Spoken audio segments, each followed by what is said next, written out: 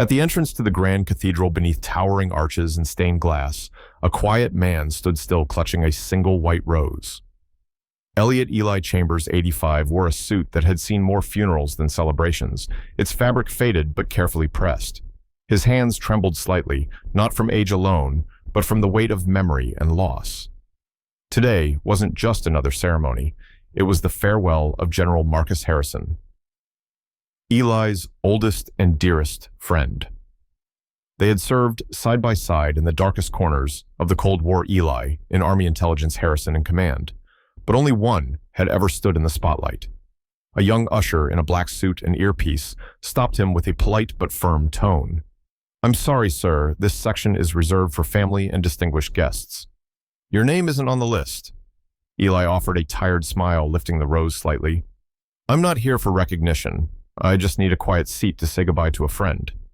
"I understand," the usher replied with mechanical courtesy, already scanning for someone more important. "Overflow seating is in the north transept, if there's room." No protest came. Eli nodded, turned slowly, and walked away, his back straighter than most expected from a man his age, but inside something cracked. After all they'd survived together, covert missions, sleepless nights, decoding threats, years of unspoken loyalty. This was how it ended, turned away because no file marked him as distinguished. His service was buried in classified files, invisible to the protocol clipboard in the usher's hand. He found a stone bench outside, shaded by a blooming dogwood tree. The organ's prelude drifted from inside the chapel, mingling with memories of shared missions and laughter over tin cups of coffee and mud-slick camps. Eli placed the white rose gently across his lap. He wasn't there to be seen. But still, something about the dismissal stung deeper than any war wound. It wasn't just that he had been turned away. It was that his friendship, his quiet sacrifice, seemed to matter to no one. Not today, not here. And yet somewhere in the cathedral, someone had noticed. A bond, forged long ago in service, was about to speak louder than any protocol list. As Elliot Eli Chambers sat alone in the courtyard, the weight of his solitude settled heavily on his shoulders. The garden was peaceful, the gentle sway of flowers and distant coo of doves at odds with the quiet ache pressing into his chest. The white rose in his lap trembled with the breeze, or perhaps from his hands. He had traveled 3 states for this moment, not for any ceremony or recognition, but for closure, to lay a rose at the funeral of the man who had once saved his life behind enemy lines and whose friendship had meant more than rank or medals. But protocol had no space for history written in whispers. Eli's name wasn't on the list. He wasn't family or distinguished. He had come not as a dignitary, but as a brother in arms. Still, he had been shown to the margins, ushered out of sight, and politely discarded his service, erased by a clipboard and a dress code. Inside the cathedral, the preparations for General Marcus Harrison's funeral proceeded with cold precision.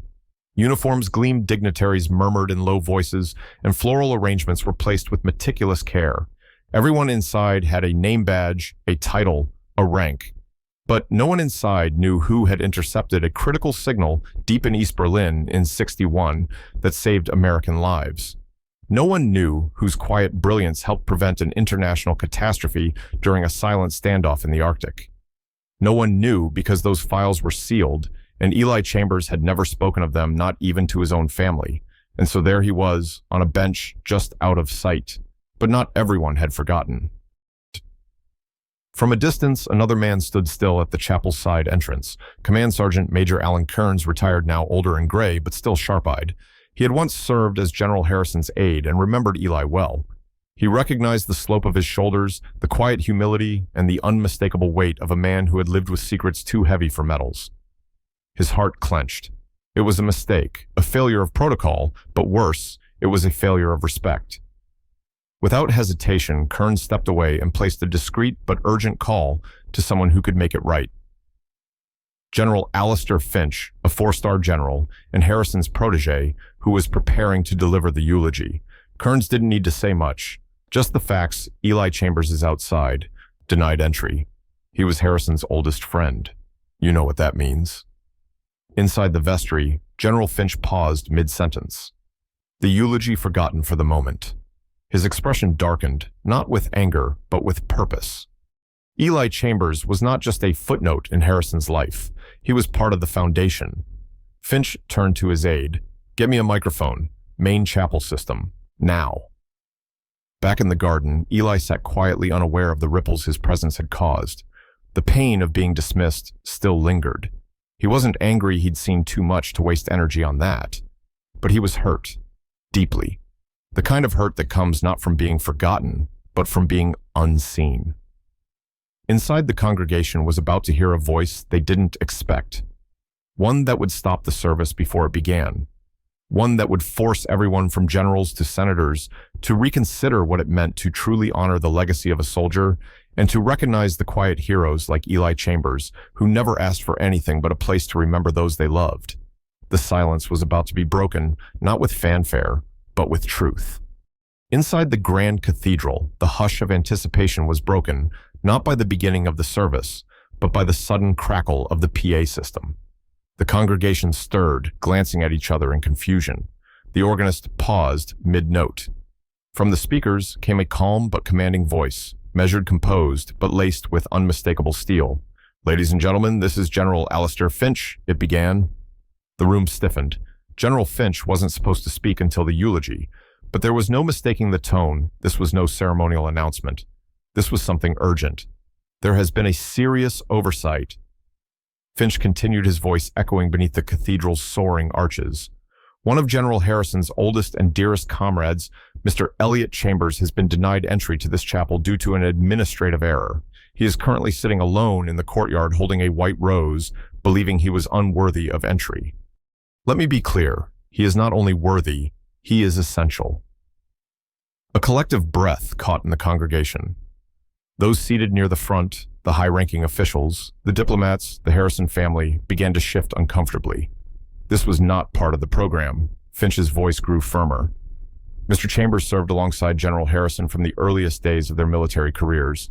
His contributions to this nation's security may never be publicly acknowledged, but they were and remain profound. General Harrison often referred to Mr. Chambers as the bravest man he'd ever known. To exclude him from this service is not just a failure of protocol, it is a betrayal of the very loyalty we claim to honor here today. The gravity in his words fell like a stone through water. Outside, Eli Chambers lifted his head confused as the PA system reached the garden. He froze when he heard his name, heard himself described in a way no one had spoken aloud in decades. His heart pounded not from pride, but from shock. He had spent a lifetime fading into the background, and now in this sacred space of remembrance, a four-star general was calling him forward not as a guest, but as a brother. Inside, General Finch concluded, this service will not begin until Mr. Chambers is seated not in the overflow, but here in the front pew where General Harrison would have wanted him. We will wait. Silence followed. Heavy, reverent. Then murmurs of awe and humility passed through the chapel. The protocol staff stood frozen, their authority swiftly and utterly overridden. Moments later, the cathedral's great side doors opened, and a young army captain, Ramrod, straight and solemn-faced, stepped into the courtyard. He approached Eli with a mix of apology and respect. "Mr. Chambers, sir," he said, saluting. "General Finch sends his sincerest apologies and requests your presence inside the chapel. He has personally reserved your seat." Eli looked down at the rose in his hand. The pain of being forgotten moments ago now softened by something greater acknowledgement. Not for his records or medals, but for who he was and what he represented. Quiet loyalty, steadfast brotherhood. With the captain's gentle guidance, Eli stood. He moved slowly, but with quiet strength, as they walked back through the doors that had once shut him out. The same ushers who had dismissed him earlier now stepped aside, heads lowered. The congregation, sensing the moment, rose silently as he entered senators, admirals, even foreign dignitaries. All stood in respect for the man with the white rose and the unshakable heart. A chain of loyalty had been activated not just through rank, but through honor, through memory, through the sacred bond that no list or invitation could define.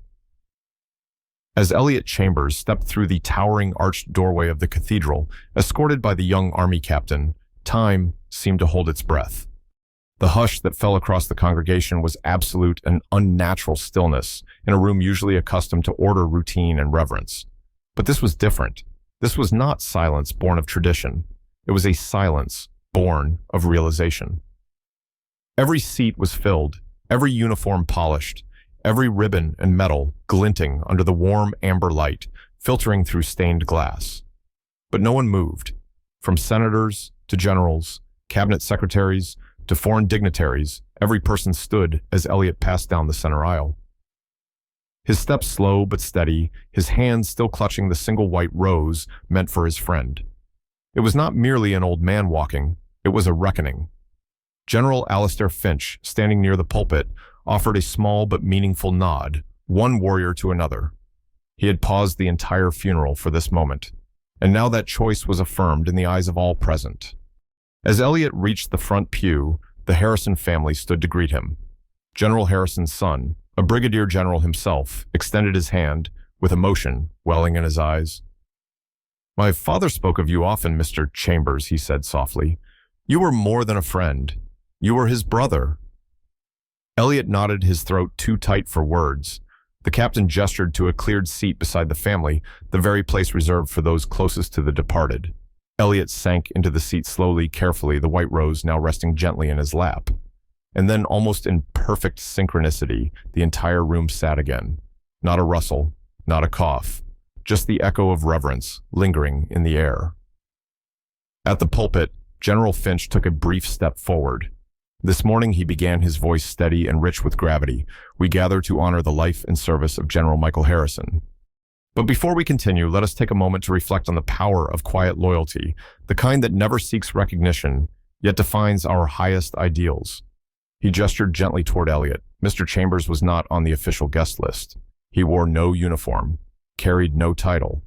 And yet his presence here has reminded us all of something vital, that true friendship forged in the crucible of service cannot be measured in protocol. It lives in our actions, our sacrifices, and in the bonds that endure long after the last salute. There were no dry eyes among the front rows now. Even the junior ushers, once rigid in procedure, stood with softened expressions, realizing the gravity of what they had nearly denied. Finch continued, "Let this moment serve as a lasting example that the quiet heroes among us may not always wear medals or stand behind podiums, but their courage, loyalty, and humility are what truly hold our nation together." He stepped back. The organist resumed softly, the first notes of amazing grace, weaving through the stillness like a prayer. Elliot sat motionless, not out of fear or discomfort, but out of sheer awe. Never had he expected this. He had come only to say goodbye, but he had been seen, truly seen for the first time in decades. And in the most sacred of moments, among the most powerful of leaders, his service, his sacrifices, his very presence had frozen a room in reverence. No parade, no speeches, just one man, one rose, and a memory honored. As Elliot Chambers stepped out of the cathedral that afternoon, the single white rose no longer felt like a token of loss. It felt like a symbol of legacy. He had come to say goodbye to an old friend, but he left having been reminded that service, loyalty, and quiet sacrifice are never truly forgotten. In the eyes of those who witnessed that moment when a four-star general stopped an entire ceremony to right a wrong, Elliot wasn't just an old man in a worn suit. He was a living chapter of a history too precious to ignore. That day became more than a funeral. It became a lesson, a reminder that true honor doesn't fade with time, and friendship, forged in the crucible of service, can echo louder than any official list. Sometimes the most powerful words are not spoken in front of cameras or crowds, but in actions like standing for a man who spent a lifetime standing for others. So let us take this to heart. Never judge by appearances, never underestimate the quiet ones, and never let protocol silence what's right. If this story moved you, leave a comment with the word honor below to show your support for veterans like Elliot. And if you believe in remembering the unseen heroes who shaped our nation with courage and humility, subscribe to this channel for more stories that matter. Because sometimes the greatest lessons come not from speeches, but from who we choose to stand up for.